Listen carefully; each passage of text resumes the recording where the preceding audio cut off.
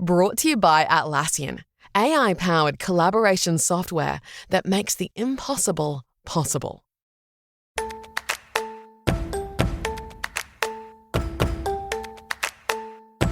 I'm Yasmin Gagne. I'm Josh Christensen.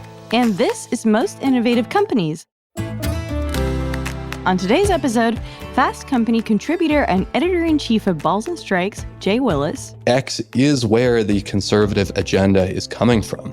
Once the cycle starts going, the message just gets amplified further. Senior Director of Product Management at YouTube, Kurt Wilms. Creators are noticing that their viewership is shifting to TV. They're upping the video quality. And, as always, keeping tabs. Nothing is going to get the attention of people in New York who are on social media like getting New York geography wrong. But first, here's the download. The news you need to know this week in the world of business and innovation. Bear with me because my voice, as you can hear, is going away quickly. But it is, I think, the right timbre to bring us into everyone's favorite segment. That's right. Welcome to the Elon Musk Corner. So let's start off with the latest in DOGE news. The Department of Government Efficiency, or DOGE, headed by Elon Musk, is showing its inefficiency. Of the list of 1,125 contracts it has terminated since President Trump took office, nearly 40% will not yield any savings whatsoever. This is mostly because those contracts had already been paid for. Next, a petition is circulating, and this is the pettiest of the Elon Musk Corner news. A petition is circulating within the Canadian Parliament to revoke both Musk's Canadian citizenship and passport. I did not know that he had Canadian citizenship. No, me neither. So random. Yeah, very random. The petition already has north of 200,000 signatures and calls for Prime Minister Justin Trudeau to take immediate action. Next story, Elon Musk's Starlink received a government contract to work with the Federal Aviation Administration to upgrade its IT networks for U.S. airspace. Given that Musk's DOGE is tasked with downsizing agencies, including the FAA, the potential for conflict seems pretty clear. And with planes just having all sorts of terrible news and near accidents, that doesn't seem like a great thing overall.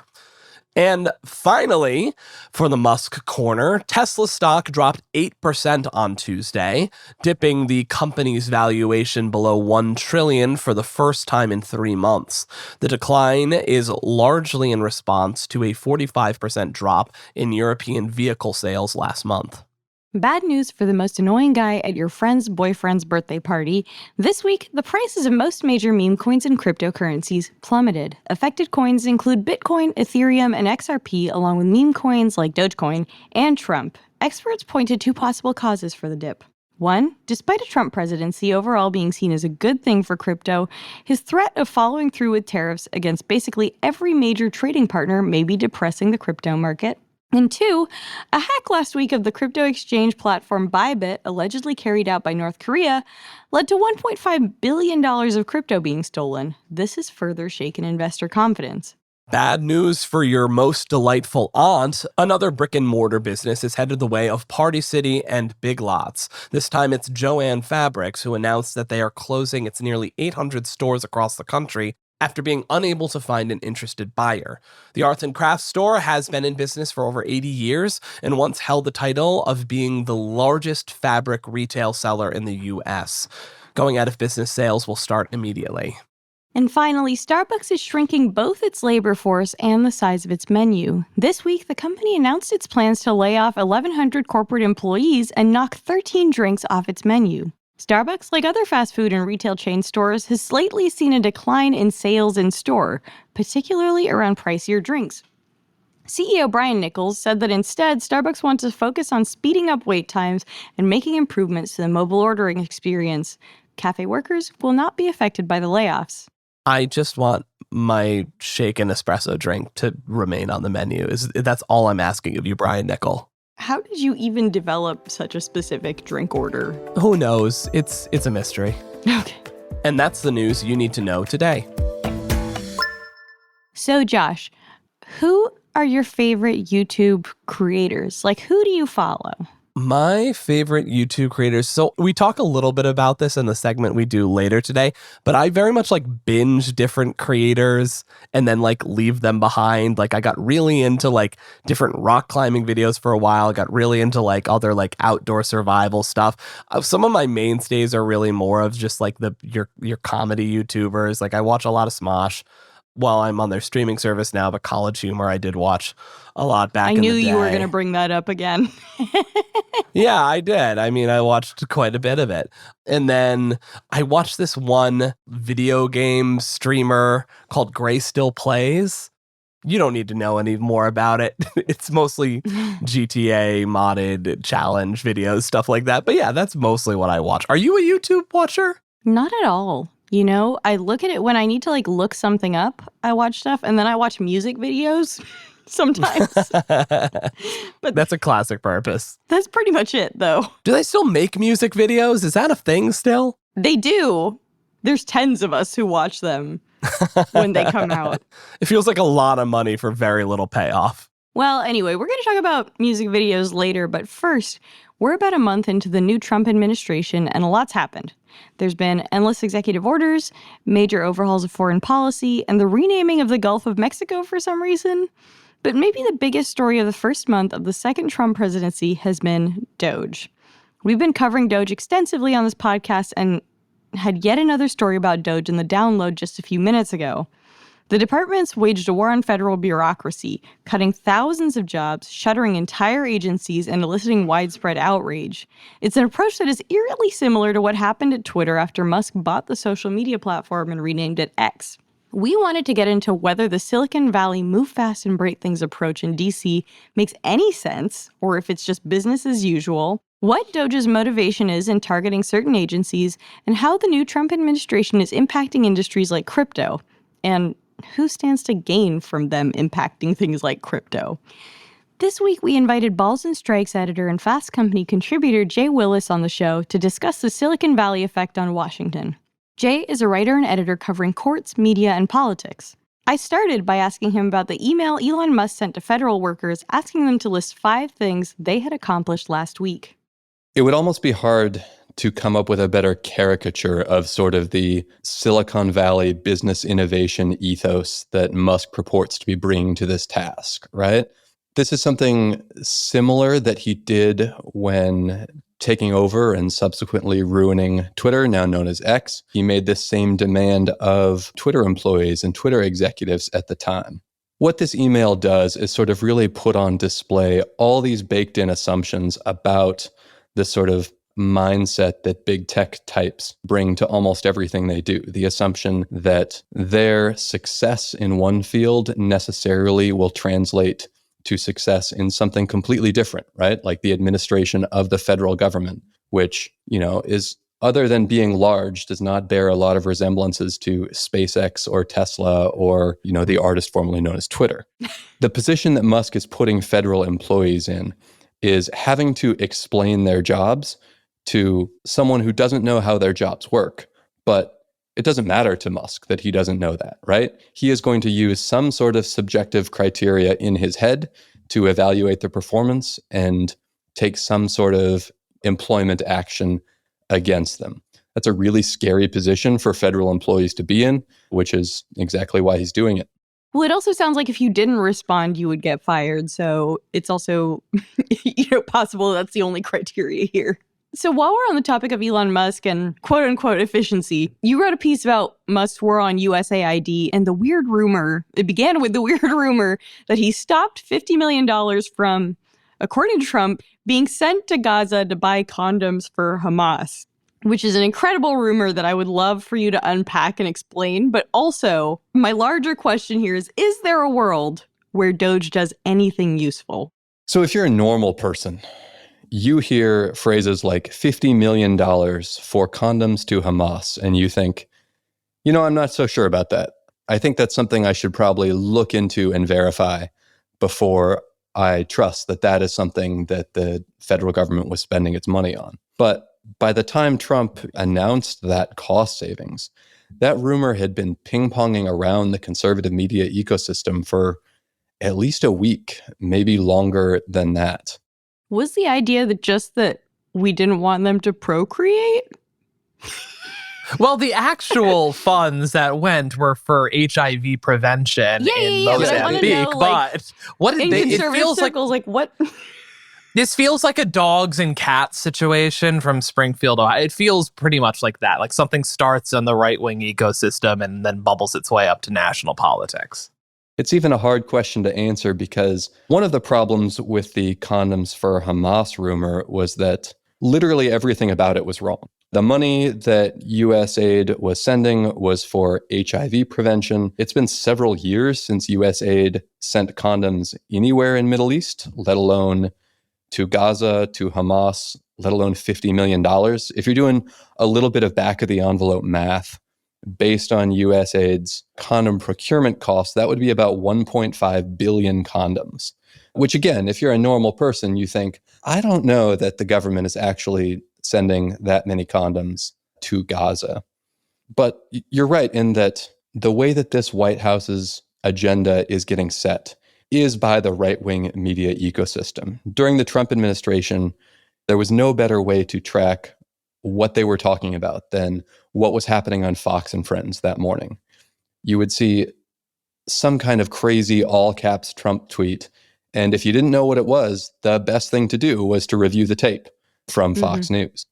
And what we're seeing now in the second Trump administration is you don't even need to go on Fox News anymore. You just need to have a blue check Twitter account that gets Elon Musk's attention, because what he does on this platform that he owns, that he has changed the algorithm to shape to his personal and ideological interests, once it catches his attention, it just sets off this cycle where once he interacts with a rumor, then it shoots up the trending topics again until he interacts with it a second time. The difference now, of course, that now that Trump's president, he's not just some, nut job who controls the social media platform. He's the de facto co-president of the United States. He has the power to set government policy, to affect government policy, and to have an impact on people's lives.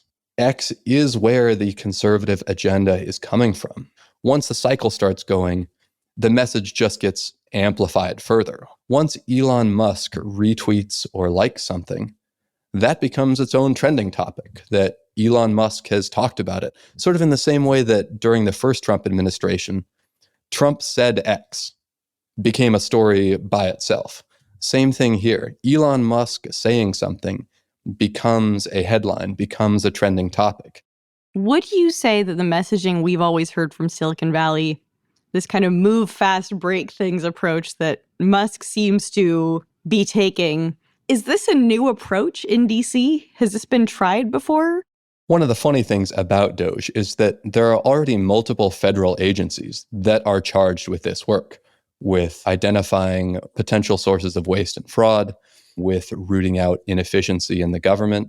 It is fortunately part of the government's work to regularly evaluate its own work and determine ways it could be doing that better. Musk is bringing sort of this classic Silicon Valley ethos of, surely I am the first person to have ever had this idea, ever. Yeah. And I do want to stress also that the policy agenda that Musk is implementing is also not new. Not just the approach, but the actual substantive ideology. On the DOGE website, there is what he's billing as an unconstitutionality index, which is a metric that measures the number of federal regulations against the number of laws passed by Congress in that year. There are many more regulations than laws get passed. And the implication is that these unelected bureaucrats are passing the laws that govern your life without input from the democratically elected branches. We're going to set aside sort of all the practical problems with that, right? Like you can't trust Congress to set precise emissions standards. This is not something that Marjorie Taylor Greene could do if Congress were capable of passing bills in the first place. But this is just conservative dogma. The conservative movement has spent decades sort of railing against the very existence of regulations in an effort to further pad their bottom lines. Every regulation that requires them to do something, for example, to make the products we use safer, necessarily increases their costs of production. So again, Musk sort of has this idea that he is the first person to ever think of this. But it's not. He's just sort of repackaging conservative dogma in the language, the appearance of Silicon Valley technobabble, and passing this stuff off as his own. And we already had this kind of drain the swamp rhetoric during Trump's first presidency, right? Yeah, the only difference now is that the person who is running it is not Trump himself, but an unelected billionaire who, by the way, stands to profit a bunch from a deregulatory agenda. That would be very good for Musk's bottom line. We've had a lot of reports about this enriching, and the agencies that Musk has been targeting having direct dealings with Musk's various companies like the Consumer Financial Protection Bureau. So can you talk a little bit about that and how Musk is going about it? So between his interests in SpaceX, Tesla, and Twitter/X, these are big companies. Musk has had plenty of occasion to butt heads with regulators over the years. He's been involved in litigation, in particular with environmental regulators over SpaceX's work in Texas, and the sites at which it launches, for example. I think the biggest one looking forward, though, is how he envisions Twitter X as becoming the everything app, the equivalent of WeChat in China. And one thing that he's already announced is that he says by the end of this year, he will unveil X Money, a service that will allow people to send and receive money to their friends via the X app. I can't stress this enough. If you have an X account and you give Elon Musk access to your money, please don't do that. But if you do, that is on you. I just want to get that out there right now. It is challenging for me to think of a person or a platform that I would feel less safe in trusting my money to. Okay. Would you rather buy a Trump meme coin or put your money into this X Money situation? Gun to your head. Or Melania Or meme Melania, coin. or Melania coin. Listen, erasure. Melania erasure. If we arrive at a point where X Money is also a crypto exchange that is limited exclusively to meme coins put out there by conservative grifters, that is how I'm going to stroke out in the middle of writing a post. That's what's going to happen. You're messaging Amy and you're like, I need to up my freelance rate.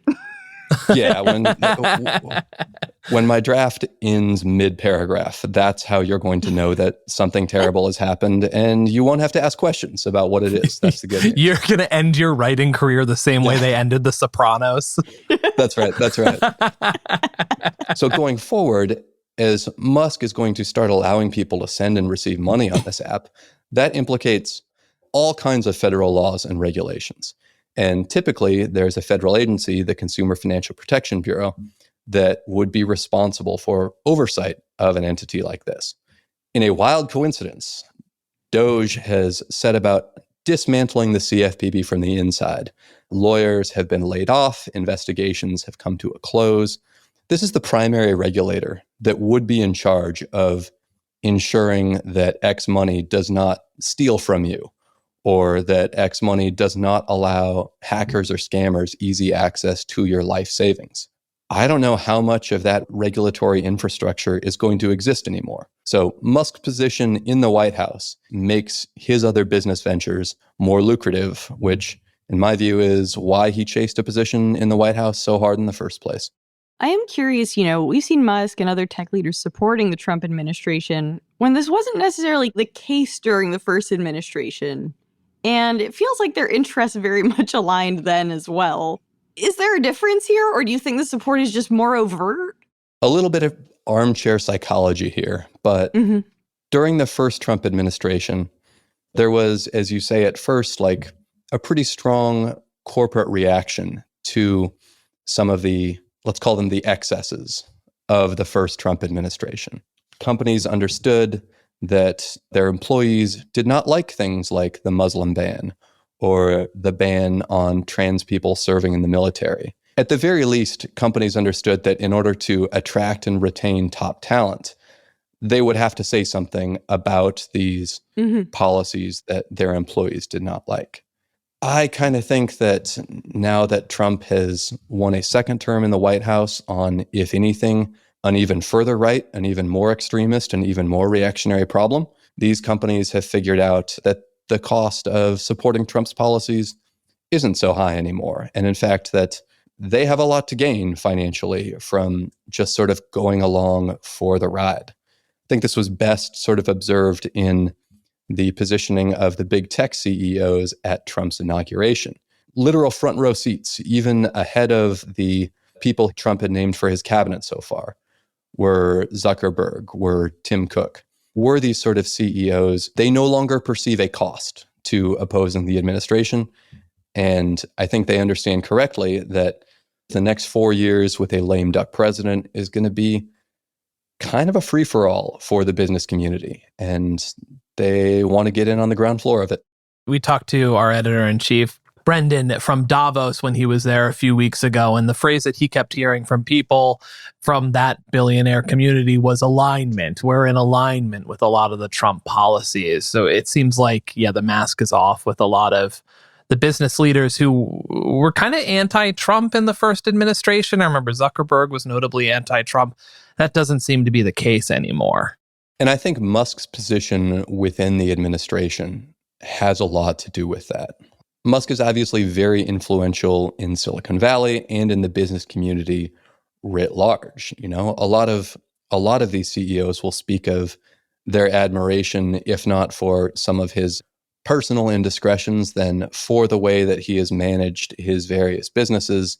And I think that they see in the Trump White House an opportunity for more corporations who understand that alignment, right, between their agenda and the Trump administration to take advantage of it. They can kind of look the other way on some of the nastier stuff that Trump is doing, because as long as they're returning enough value to their shareholders, that's really their first job. Now, I want to come back to the meme coins because they're kind of an irresistible topic, and broadly the administration's relationship with crypto or crypto people. Let's talk about the Trump meme coin first. It dropped days before his inauguration. It skyrocketed in value, and then it totally fell. What was going on there? What broader implications does this have? What does this say about Trump's sort of relationship with crypto?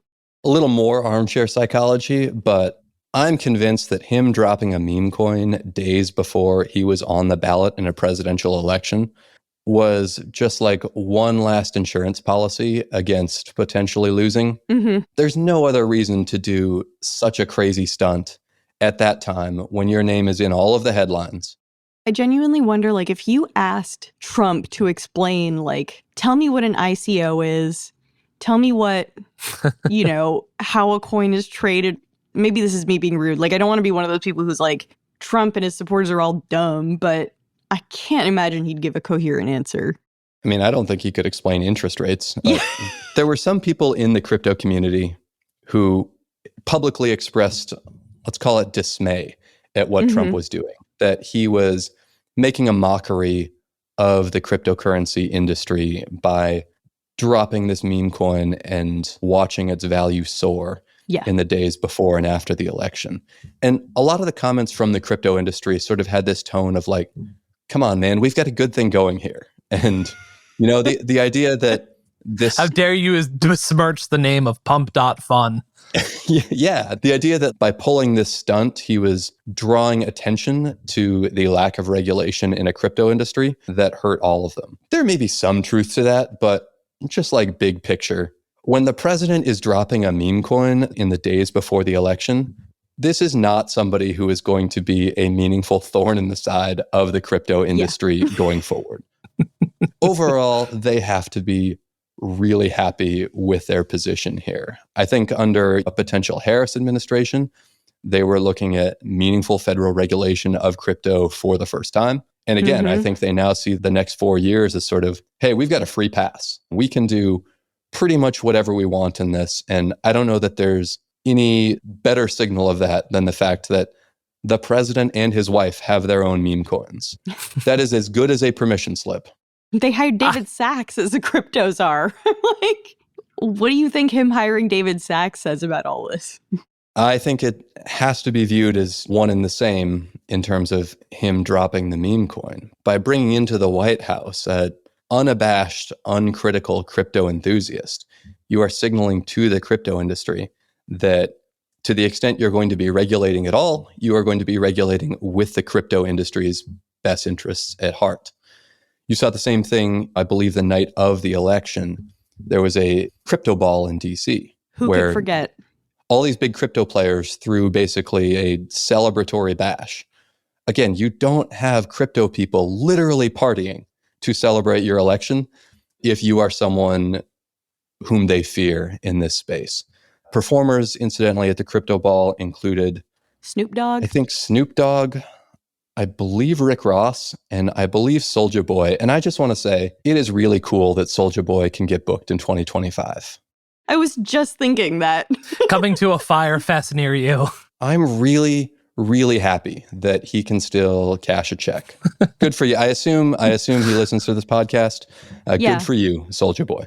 We all talk about Crank That, but I do think Kiss Me Through the Phone is a underappreciated masterpiece. I'm sorry, the as well. fact that you know 2 Soulja Boy songs in the year of our Lord 2025 This is embarrassing. I did DJ high school dances. Oh my God. This is also Soulja Girl erasure, but So we can save Soulja Boy discography for keeping tabs. How about that? yeah. That's so good. So Jay, what would your meme coin be?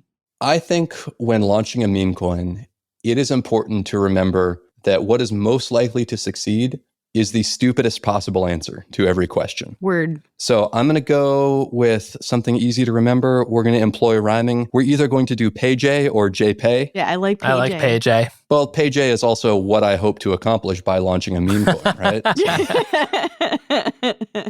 Regulators come for you. You're like, it's in the name. Yeah, this is not false advertising. Sorry. Let me explain. I am trying to take people's money. If I say it, it's okay, right? Or cool. Rug pulls are cool, right? Mm-hmm. What's your meme coin, Josh? Well, I think in a similar explanation, you need to have a stupid name, but I think if you can also attach it to a trend or a meme or something social media oriented, I think it's good. And I think specific to me, given my physique and my phenotype, there's a trend of this guy on TikTok who does a song where he's dancing that's just, the lyrics are, I'm a hottie, bald head, big body, yeah. So And that would my be one coin word. would be hottie, bald head, big body, all one word pushed together coin. That would be me. I like that. Tough on reading comprehension, but I like the sentiment behind it. Have you been to pump.fun? It's just strings of letters. Dude, you're going to be so rich. So rich. Yaz, what would your coin be? You know what? I feel judged by Yaz now. So that would be your coin? That's what it would be? What would yours be, Yaz? Impress me. We have found that a lot of famous people launch meme coins, right? Like to sort of capitalize on their fame, make more money off of gullible people. Yeah. But I'm thinking my Instagram name is Yazzie G, inspired by Ali G. Created a very long time ago before I started writing. Yeah, the kids have no idea who that is. Yeah. But what I'm saying is, what if I launched a meme coin in order to launch my SoundCloud rapper career or my comedy career? We're going to reverse engineer it. Do you like that? I will say that I do kind of like that strategy in as much as it affords you multiple potential grifts to get in on. Exactly. Mhm. Yeah. Mhm. You understand business opportunities. That's right. Yeah. My last question for you, and this is one that you kind of answered earlier, but I'd love to hear more about, is how would you broadly say X is shaping the Trump administration's policies? You know, because to me, sometimes it feels like a chicken and egg situation where it's like, did this start with the administration or did it start with X? You know what I mean? How do you think about this? On a platform like X, where one can literally purchase an algorithmic boost, there's real danger here for manipulation, right? Mm-hmm. By anyone. But if you're a conservative activist, if you're a foreign power trying to influence US policy, you do a little strategic engagement farming with an X premium account. You might just work your way up to an Elon reply that becomes part of the White House's agenda. So this platform that Musk has reshaped to match his worldview, to match his ideology, this is becoming the engine of the Trump White House, which I don't want to use like too much political science jargon here, but I would characterize that as bad. It is bad going forward. Oh, by It also- do you mean negative?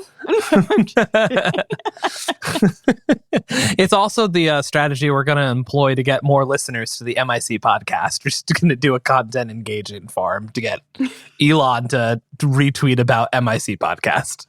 Yeah, just a bunch of really inscrutable screen caps from this podcast. And I like you the just way you write at think. the top, do you agree? And that's taken off. A string of emojis. Yeah, I like that. Jay, you're hired. You're our new social media manager. I'm going to be so rich, you guys. We'll be back with Jay Willis for Keeping Tabs, but first, a quick break, followed by our interview with YouTube's Senior Director of Product Management, Kurt Wilms. G'day, we're Atlassian. We make team collaboration software like Jira, Confluence, and Loom, which power enterprise businesses around the world, including 83% of the Fortune 500. With Atlassian, you'll unlock AI-powered teamwork, which means more time doing the work that matters. In fact, our customers experience a 25% reduction in project duration per year. So you'll have more time to listen to podcasts. Unleash the potential of your team at Atlassian.com. That's Atlassian.com. Atlassian.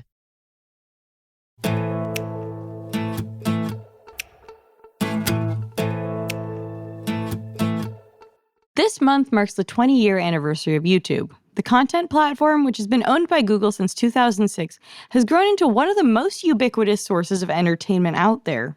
Over 1 billion hours of YouTube is watched every single day. And over the next few months, we're actually going to be talking to a number of executives from the company to understand how it became one of the most influential companies in the world. To start, Josh and I talked to Kurt Wilms, one of YouTube's senior directors of product management. He leads YouTube's living room strategy. Here's our conversation. YouTube started as a website, is still a website, is also a mobile app. But now YouTube is actually widely watched on TV sets, which is not something I've done. Really? I watch almost exclusively on my TV. What kind of numbers are we talking here in terms of viewership and share of kind of the streaming landscape? Great question. We announced late last year that on TVs, we're doing over 1 billion hours watched every day, which is a huge number every time I think about it. It's good for your company. It's like so dark to actually think about. Well, it's interesting, when YouTube started 20 years ago, everyone kind of said, oh, this is going to take over TV. And then, kind of after it launched, phones got really big, smartphones got really big, and YouTube kind of became synonymous with mobile phones. But we're kind of seeing that shift back to TV now. TVs are getting more technically capable, they're getting cheaper, more people are cutting the cord. And YouTube, with our vast array of content, creators making kind of every type of content you'd want to watch, it's really resonating with viewers, and we're seeing a ton of viewership. How worried were you when Quibi came out? Wow, Quibi, that's a word I haven't heard for a while. I was not worried at all. In general, we like to just kind of do our own thing, listen to our viewers, listen to our creators, and kind of just do our stuff. You lead the team responsible for the living room effort. What does that mean? Yeah, living room is this word we kind of use internally at YouTube, but it essentially just means the version of YouTube that you would watch on a smart TV. So think the Samsungs, LGs, the Amazons, the Rokus, kind of the smart TVs, the video game consoles, set-top boxes, etc. Just the version that runs there. I lead our product team, and so we kind of design and develop the entire experience from when you first land on the homepage and you get video recommendations, to searching, to the player, kind of everything. We kind of develop the whole experience. How is that team built, I guess, with TV in mind? It's actually, YouTube TV's been a thing for like 10 years. Yeah, that's something that this is separate and apart from YouTube TV as an app altogether, correct? Yeah, so we have two kind of products for the TV space. One we call YouTube TV, which is sort of a cable TV replacement product. And that's a US-only product. And then we have what we call internally Living Room, or YouTube on TV, sort of the traditional YouTube that you know and love, available globally, creators making content, viewers watching 1 billion hours a day that I mentioned earlier. And so that's Living Room. How do you think about adapting kind of mobile-first content for TV? I mean, I know a lot of content creators are kind of optimizing for being on those bigger screens now, but how do you think about that? Well, one of the beautiful things about YouTube for a creator is you film once, you upload it to YouTube, and then we kind of handle the rest for you. So it doesn't matter if a viewer is going to take your piece of content and watch it on a phone or watch it on a TV screen or watch it in a VR headset. We kind of do the hard work to make that experience amazing. So we try as hard as we can for creators not to have to think about it, not to have to do anything special. With that being said, though, some of the things we've been seeing is creators are investing, I think, a little more in what I would call higher technical quality of video. The portion of uploads uploaded to YouTube in 4K is up 35% year over year. Creators are noticing that their viewership is shifting to TV. They're upping the video quality. Most of the TVs that are purchased today are 4K capable. And there's nothing like watching your favorite content, your favorite podcast, your favorite creator on the big screen in high def. Something I read about that seems like insane behavior to me, Josh, maybe this is something you do, is that people often put the same content on their screen as on their phone. I guess it's so that they can kind of interact with the comments section a little better. Oh, that I do not do. Tell me about that phenomenon. There's lots of studies. We've done our own studies at YouTube. There's third-party studies that basically say 80, 90% of TV viewers, like TV broadly viewers, while they're watching TV, they're on their phone at the same time. Yeah, that's basically what Netflix's content strategy is, right? Yeah. Making TV you can scroll to. One of the things that we found at YouTube is, YouTube's a little unique in the TV space. Our service is interactive. You're interacting with the creators, you're interacting with the viewers. We have iconic features like the YouTube comments that you mentioned. So you're reading the comments, you're writing comments, etc. One of the things that we found is it's quite difficult to do some of these features with a remote control. So imagine typing out a comment with your remote. Wouldn't be that great.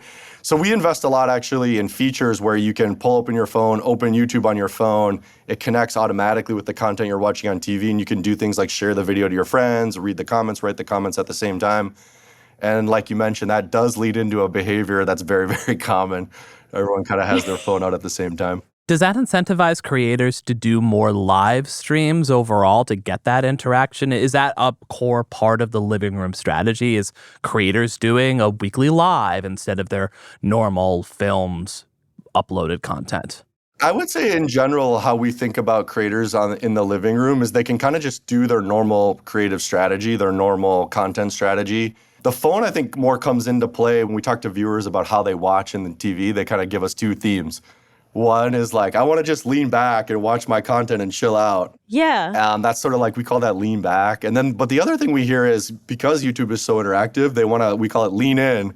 And I want to read the comments and I want to like the video and I want to subscribe to this creator or this channel I just discovered. And so we try to use the phone to make that super simple and build features where you can just open YouTube on your phone. If you're signed in on both devices, it knows what you're watching. And so we try to make it super seamless. Tell me a little bit about the kind of watch with feature that's being piloted.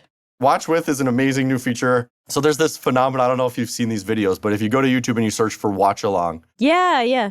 During NFL games and stuff. Sports is a big one. But any kind of live event, there's this huge ecosystem of YouTube creators who basically make videos talking about the event while it's happening. Hello everybody, welcome to That's Football. I'm Mark Goldbridge and this is your Tuesday night watch along for Premier League football. And we've done studies actually where we talk to viewers and 50% of the viewers would rather listen to a creator talking about an event than watch the event itself. So it's kind of a very interesting phenomenon. I think this is the Manning cast effect. Yeah, it's the Manning cast for me. Exactly. That's a very famous one. So Watch With is a feature that we've started piloting.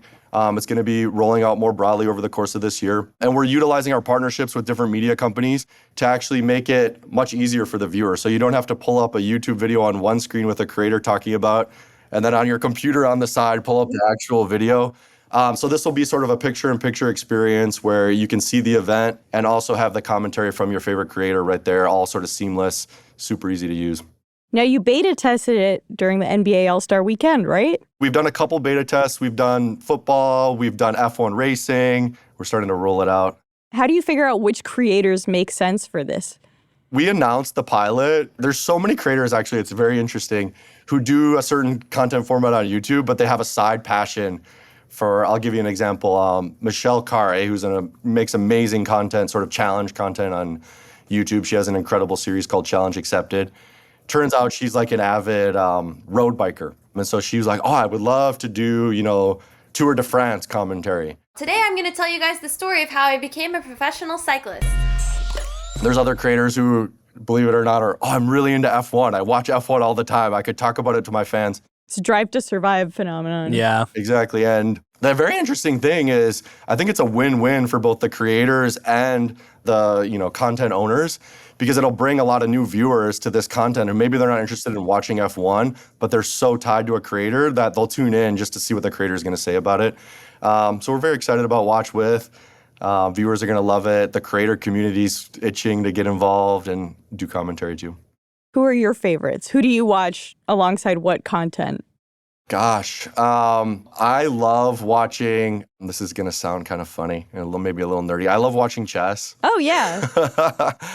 So there's this guy in New York, Gotham Chess, who does a lot of commentary. I watch a lot of him. Ladies and gentlemen, welcome back to How to Win at Chess here on the Gotham Chess YouTube channel. I watch a lot of soccer, football, if you're watching this outside of the United States. But I follow this team, AC Milan, who has this U.S. player, Christian Pulisic. And there's this creator, he doesn't do a lot of Watch With. He does a few every once in a while, but he'll do commentary after the games. This guy, Kush, I believe he's a Canadian creator. He does amazing content. AC Milan are a side that can win games in injury time and are also a side that can drop points in injury time. YouTube is amazing, but no matter what sport you're into, You'll find something. yeah, there's amazing creators making absolutely incredible content. Put me on the next NFL game. I know I'd Oh my give God, them that would be the commentary. least informative. There you go.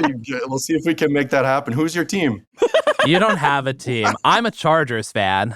Your husband is a Texans fan? Yeah, he's a big Texans fan. Maybe we can see if we can work it out.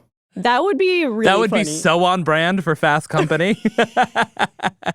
I want to stick with creators and kind of go back to a little bit of what I asked earlier in terms of like what content gets prioritized. Either you're an algorithmic recommendation. That's how YouTube videos kind of like go viral, gain popularity, how creators build their followings overall. There's been a trend that I know a number of YouTube creators that we have talked to. I'm thinking of the Try Guys, Smosh, the folks at College Humor, about the shift away from short-form sketch-based comedy to more long-form shows overall, looking for creators to make 45-minute shows, an hour-long show. I know podcasting has been a huge staple of YouTube in recent years as well. How much is that driven by this living room strategy? Because it seems like that would be a huge part of this. In general, every type of content is watched on the TV. The stuff that does really well on traditional TV also does really well on YouTube on TV. So, we were just talking about sports. Sports does very well. I believe the watch time on TV for sports content has grown 30% year over year, for example. We have something really unique at YouTube for sport. I'll just keep talking about sports for a second. If you're into a team, you get the whole arc on YouTube. Before the game happens, you see all the predictions, all the interviews, all the pundits saying what they're going to say. Then often we'll actually have the game on YouTube itself, or we'll have clips while the game's happening. And then when the game's over, you get all the analysis, you get the high quality highlights, you get it all. So you can do sort of the whole arc on YouTube, which is pretty incredible, which I think drives a lot of sports viewership on YouTube. You mentioned podcasts. Viewers are watching over 400 million hours of podcasts monthly on TV, which is huge. I'm sure we're doing this in video. There's this huge kind of transition in the podcast world happening. Yep. Moving from audio to video. We're working on it. Yeah. Kurt, We're right there. help us. Every single business conversation I have at Fast Company. So when are we doing more podcast video? When are we doing more podcast videos? Like, we're working Viewers on it. love it. I mean, when we talk to viewers about YouTube on TV too, when we ask them, why are you watching on your TV? One of the things they always say to us is because I can watch it hands-free, which I think kind of resonates with, you can put on your favorite podcast while you're doing the dishes, while you're eating dinner, or while you're folding your laundry right in your home. So that format's been great for us. Traditionally on TV, kids content does very well. It's great for us as well. Again, when we talk to viewers, why are you watching YouTube on your TV? The other big thing they say is it's the best way to watch YouTube with friends and family. And so if you're a parent with your kids, you can pop on the TV. It's very easy to watch YouTube. In fact, one of our creators, Miss Rachel, she does kids content. She was actually had some of the highest watch time last year on TV. So family content does really well. There are like kind of losers in this as well. I mean, some content gets prioritized over others. I mean, we know the numbers go down for shorter form content. Like, are you hearing creators complaining about that? Is there a subset of creators that are worried about this move towards longer form content? Well, I would say two things. Actually, the first thing I would say, which is pretty incredible, and when I tell people this, they're like, what? Even on TV, we have our Shorts product. So when we were rolling out shorts and launching it a few years ago, it's, you think of it kind of in your brain as it's a mobile first format. It's like filmed on the phone, it's watched on the phone. And you're kind of, you might think, why would anyone ever watch that on a TV? Yeah, it sounds terrible, to be honest. Exactly. Imagine using TikTok on your TV and scrolling. That's like deviant behavior, That's broken brain shit. Yeah. We built it into the TV. We wanted an amazing experience. For creators who are making that content and their viewers are turning on their TV, we wanted it to work. So we built a shorts experience on the TV. I guess we kind of had in mind that it would be okay and, it wouldn't be broken and people could watch shorts. Yeah. But then when we turned it on, the usage kind of skyrocketed. And we were like, oh my gosh, what is up with this? And so we started talking to the viewers who were watching shorts on TV, and these same concepts sort of resonated with the viewers. If you want to watch short form video with friends and family on YouTube, do you crowd around a smartphone? No. You put it on your TV and you sit on your couch and you watch it together. So even those formats that you think might not perform well on TV, they actually perform quite well on TV. So shorts is a kind of the shining example of that, I would say. And then the other thing, even though viewership is shifting to TV, YouTube throughout the years, there's been different platforms that have sprouted up and viewers have shifted to them. And just in general, we don't really see cannibalization of view time. It's all sort of additive, which is great for the creators. The number of creators making the majority of their revenue on TV is up 35% year over year. And I think that's why you're seeing the creators lean in and do things like uploading in 4K. You're talking about video length. The other thing I've heard from a lot of creators is maybe half a decade ago when they were making their video and they were doing their edits on their video, they would think in their brain, oh, someone's going to watch this on a phone, so it can't be longer than 10 minutes. I need to artificially edit it down to be 10 minutes. The other thing I've heard from creators across sort of all content verticals is I don't have to worry about that anymore. I can make an amazing video. I don't have to artificially trim it. I'll put it up. Viewers love watching longer content on the TV. So in general, as the viewership has shifted to TV, it's sort of been a win-win-win for creators. Every streaming service is kind of figuring out how to incorporate ads. How do you think about ads on TV? How do you think about incorporating them? How's the viewership experience between that and the phone? We try really hard to make it as seamless as we can. I'll give you an example of one thing we did in the past year that resonated with advertisers and viewers, and it was kind of going back to the roots of how traditional television works. One of the things we kind of realized is when you're watching longer form content, when you're watching a 20-minute video, you don't want to get hit all the time with interruptions. That's annoying. Oh, yeah. And so we try to do what traditional television does, which as much as possible pod the ads together. So you're interrupted less frequently, and when you are, it's a little bit longer, so you know that a break is happening. That change on TV actually resulted in more viewership as well as more revenue. So that's kind of like the ultimate win-win. The second thing I would say is we're also trying as much as possible to do sort of TV first ad formats where we maybe don't need to interrupt you all the time. Direct response ads where we can put an ad somewhere and if you're interested in it, you could scan a QR code, etc. We launched an ad format recently called pause ads. So when you pause the video, maybe you're getting up to get a coffee. When you come back, there's kind of an ad there so you can see it. If you're into it, you can scan the QR code. If you're not, you can get right back to your content. I think that's another example where we're making money for the creators, but we're also trying to not disrupt the experience. So that's our general philosophy. I feel like your YouTube algorithm is on some level like your darkest impulses. Not like I don't watch violent things, but it's like always embarrassing shit. Oh, usually. I get on binge kicks where I get really into one type of video and I'll watch a bunch of them for a week and that's then your I'll algorithm never... forever. Yeah. That's your algorithm. But then forever. I'll stop and I'll move on to something else. I got really into Alaskan survivalist videos of how to survive in the Alaskan wilderness. Have you checked out Outdoor Boys? Amazing channel. Outdoor Boys, yeah. I have seen Outdoor Boys. I did watch a lot of that. Those are amazing survival videos. I actually recently, there's a whole genre about urban fishing or magnet fishing. Oh, yeah. What? Yeah. Nope, I got into that. This? Yeah. I also got really into modded GTA challenge videos from different creators. That's the kind of thing my husband would watch. Yeah, that's definitely a Lou-coded thing. There's a lot of nostalgia. There's no better place to watch these than on TV. These are all 4K, highly produced, amazing, episodic. So I did want to end this by going through your top recommendations. Give us 5 creators that you love and your favorite kind of watch-along creators. I'll run through a bunch that I've been watching. We just talked about a few. I'll reiterate, Chess is amazing on YouTube. Gotham Chess, a creator out of New York, makes amazing educational chess videos, as well as watch-along style content for major chess tournaments. Canadian creator Koosh, he does AC Milan videos. Michelle Carre, who I spent a lot of time watching her challenge accepted videos. If you haven't seen these are incredible. She does all sorts of amazing things. I love watching Dude Perfect with my son, actually. We had the CEO Dude Perfect on the show. Yeah. Andrew Yaffe came on. Those are, I guess, some that kind of come top of mind to me right now. Do you have to convince, say, I know there's a ton of chess influencers on Twitch. I wrote an article about chess a while ago. This was like a part of it. Do you have to convince them to switch over to YouTube? Is that part of your remit as a company? I mean, whether a creator is on, there's many different video platforms. I think YouTube has its strengths. I think I might be a little biased. I think our chess content or our chess creator community is the best. And yeah, we have amazing, whether it's VODs or live streams on YouTube, it's no better place to watch chess than on YouTube. Do you play online? Do you stream anything? Are you a creator? Yeah, I was going to ask, what, if you're not a streamer, though, what would your content channel be? Oh my gosh.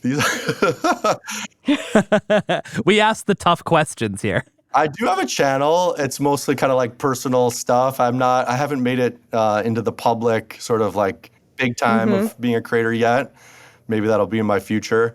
I've never streamed chess. I do play. I've never streamed. But as an employee of YouTube, I definitely toy with all these things. Being a creator, it takes a certain skill set. I don't know if... It's a lot of work. Yeah, we do really a lot of work. Thank you. The way I had to write to YouTube and go through a long process to get some comedy skits I did in high school off the platform. No. My God. Horrible stuff. Oh, yes. Me pretending to be Keith Urban was one that I was really like, we need to get this taken down now. No. I think I'm with you. I don't know if I have the skill set to be a creator. If I put stuff up, people would probably say, take this down. What is this? This guy works at YouTube? Are you a commenter? I'm a reader for sure. I think everyone is. I will comment every once in a while. Now everyone's going to go try to find my comments. Yeah, that's exactly what I'm going to do after this episode. Generally, it's often encouragement for the creators. Amazing video. I love this, etc. That's nice. Do you comment? No, not really. The only time I step in is often, is it on any platform? To correct grammar, it feels like you're... No. I'm a big Redditor. And I find like once a pylon starts, it can get really nasty real fast. And I'll try and break it up. I'll be like, guys. I'm sure that works out great. Online, famously understanding. The YouTube comments, there's a lot of questions too, like, oh, what was this at this certain time frame, or what product was that? Or I jump in a lot if I know the answer to those too. Oh, I love that. Yeah. It's like, you're Midwestern, right? I feel like that's like always helping. That's like Midwestern behavior. Yeah, that makes sense. I don't know.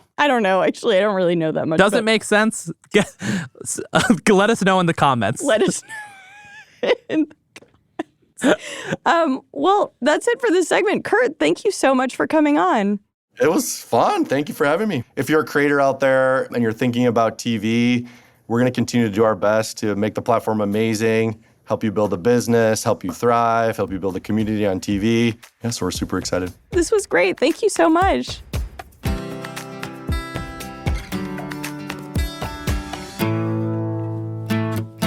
Okay, we are back with Jay Willis, and it's time to wrap up the show with Keeping Tabs. This is where each one of us shares a story, trend, or piece of pop culture we are following right now. And Jay, since you're our guest, what are you keeping tabs on? We are in a golden age of prestige TV right now. That's true. Which I say in part because there is a lot of it, and in part because I do think that people really want to watch stuff right now that isn't the news. And that's certainly the camp I fall in. At the highest level of generalization, I would describe my job as writing about the worst things that the worst people on the planet are doing, which is exhausting, which is why... I'm glad somebody's finally bringing up 90 Day Fiancé. How did you guess? No, I am here to celebrate the return of Reacher. Oh. You know, a lot of people are White Lotus folks. That's cool for you. A lot of people are Severance folks. I hope you enjoy paying for Apple TV Plus. I don't know why you're doing that. Hey, that's I always love Apple TV Plus. between they you have and your a God, lot Josh. of great show. It's all 2 subscribers love that. Josh, Ted Lasso I know. ended so long ago. They honestly, Lasso ended so long it's Severance. ago. I have it for Severance exclusively. Sometimes I go on to Apple TV Plus and be like, "Hey, let's see what Apple TV Plus has to offer." Nothing. You're like, it doesn't what have the much. Fuck? Mm-mm. Remember the Like, one about like Emily Dickinson being a crazy teen girl? Yeah, that was Anyway. on there. Yeah.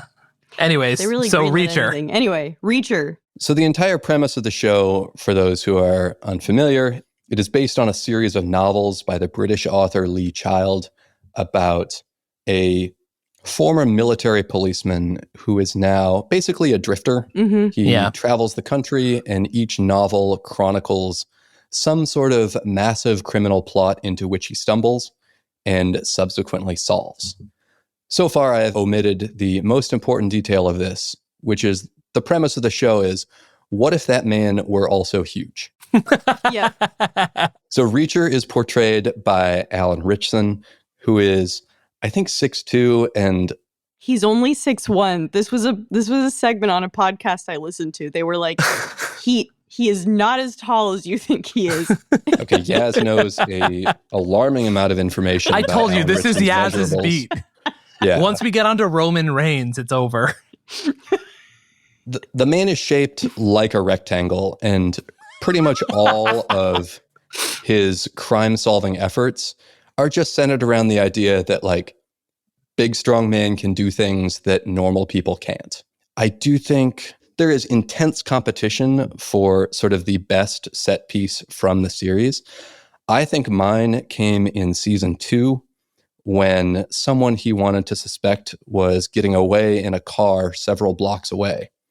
And Reacher picked up a propane grill and did it like a shot put.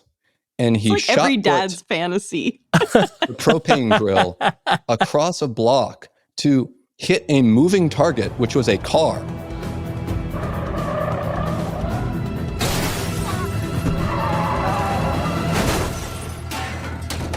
Who sent you? Who sent you? It's almost beyond parody. Reacher is looking around, understanding that his suspect is getting away. He looks over and sees the propane grill, and it flashes back to his face, and you can tell he's getting an idea. And the next shot is the suspect, point of view, in the car, watching the propane grill come towards him and crash into his windshield. It is beautiful. That's just great storytelling. It's so good. It winks at you just enough so that you don't have to take it seriously. It knows that you are in on the joke, but it is not campy or kitschy. So strongly endorse. The first 3 episodes are out as we're recording this. I think the releases become weekly after this. But if you want to imagine what a cop would be like if it were good and shaped like a refrigerator, this is the show for you. I have to say, this keeping tabs sits at the convergence of like a weird amount of my interests. And I do have 3 disparate facts to give you. Do with them what you will. The first is, do you remember who starred as Jack Reacher in the movies that were made a few years ago? Tom Cruise. Tom Cruise. Weird. Famously small. Not a square man. Yeah. I love him, but he wasn't right for that part. Okay. 2. I listened to an interview with Alan Ritchson or Reddit I'm somewhere gonna go. I'm that, gonna log off. His previous big work was he was one of the Teenage Mutant Ninja Turtles in, like, I think that movie with Megan Fox that failed. And he talked about how it was like abusive on set because the costumes were horrible, and he felt like he was trapped in a turtle costume, like playing like Michelangelo in a turtle costume. And it was actually kind of upsetting, but also really funny, unfortunately. Yeah, talking like very seriously about workplace conditions in the show business industry in the context of a turtle outfit. Yeah, it's hard to pull that off. And the third thing is, I've been at fast food for 8 years, and 8 years ago, my first print interview wasn't even about business. It was an interview with Lee Child, who wrote the Reacher series.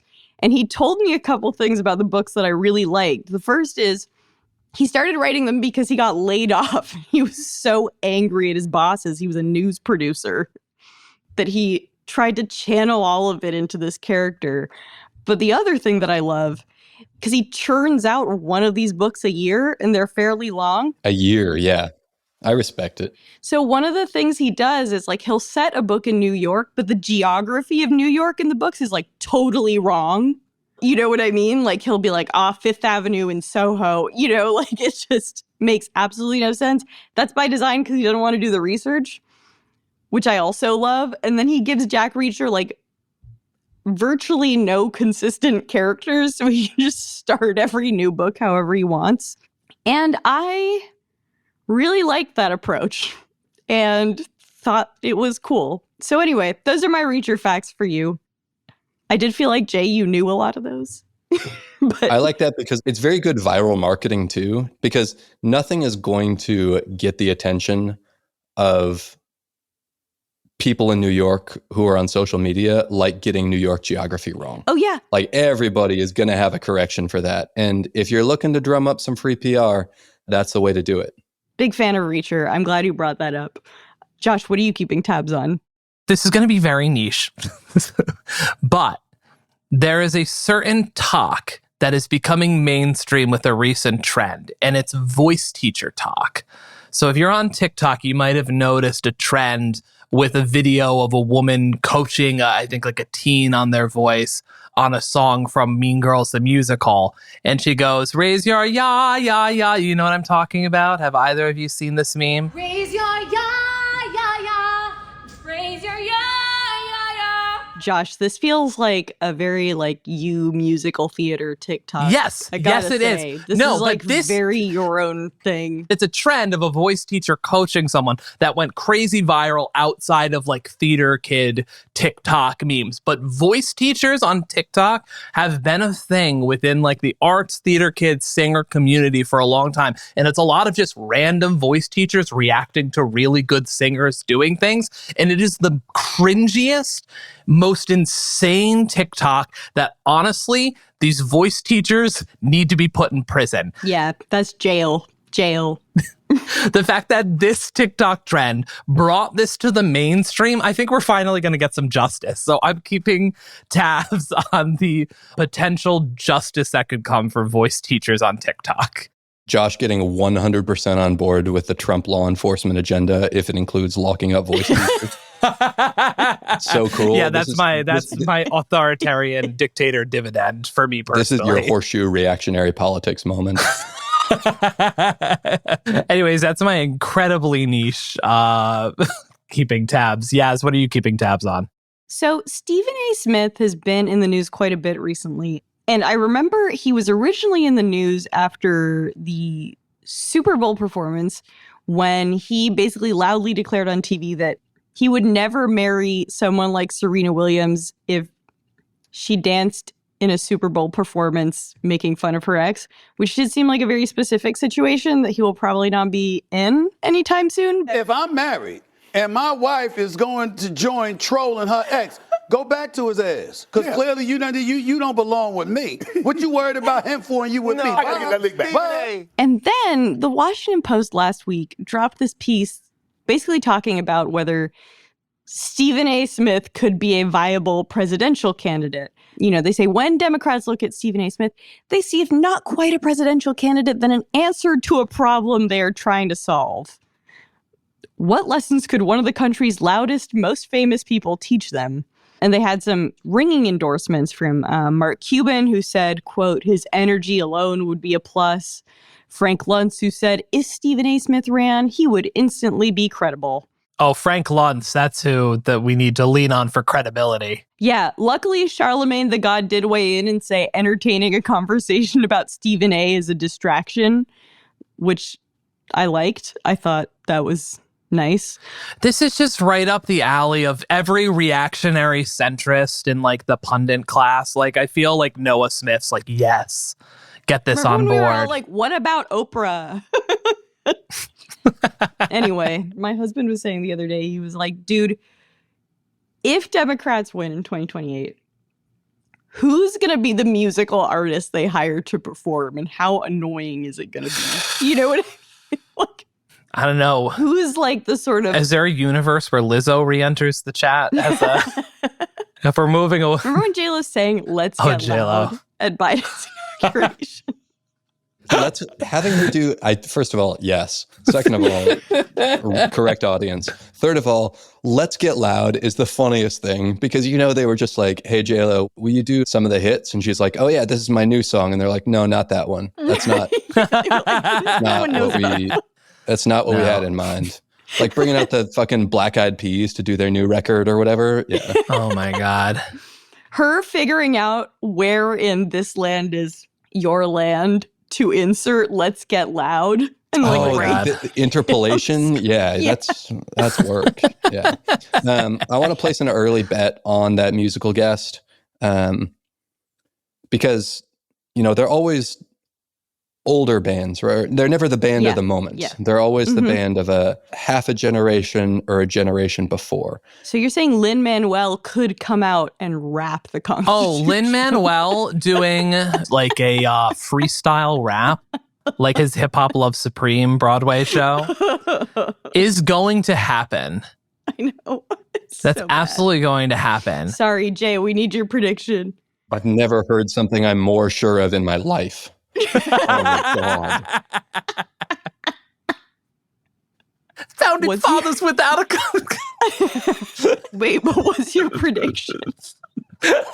What was my prediction before you stopped my heart cold?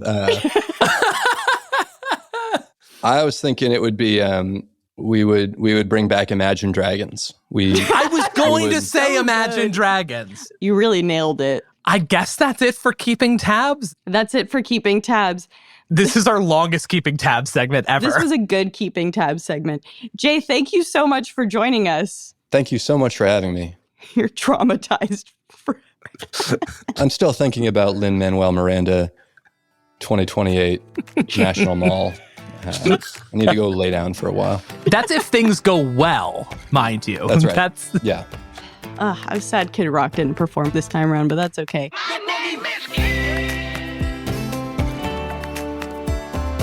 And that's it for Most Innovative Companies. Jay, thank you for joining us. Our show is produced by Avery Miles and Blake Odom with help from Sam Gebauer and Hawa Atori. Editing by Matt Toder, mix and sound design by Nicholas Torres, and our executive producer is Josh Christensen. Remember again to subscribe, rate, and review, and we will see you next week.